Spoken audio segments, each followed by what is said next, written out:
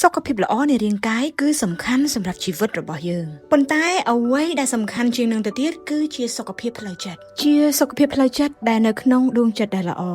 ហើយដោយសារតែដួងចិត្តគឺជាចំណុចកណ្ដាលនៃយើងដូច្នេះហើយនៅពេលដែលយើងមានដួងចិត្តដែលមានសុខភាពល្អវានឹងដឹកនាំយើងទៅកាន់ជីវិតមានន័យថាយើងមានសុខភាពល្អនៅក្នុងផ្លូវចិត្តគឺជាដួងចិត្តដែលឥតសៅហ្មងហើយមានសន្តិភាពនិងសេចក្តីអំណរចុះតើយើងធ្វើបែបណាដើម្បីឲ្យយើងមានសុខភាពល្អនៅក្នុងផ្លូវចិត្តទី1ការពារដួងចិត្តរបស់យើងដួងចិត្តដែលស្មោះត្រង់ដួងចិត្តមិនផិតក្បត់និងដួងចិត្តគិតវិជ្ជមានអំពីអ្នកដទៃទី2មានដួងចិត្តនៃសេចក្តីស្រឡាញ់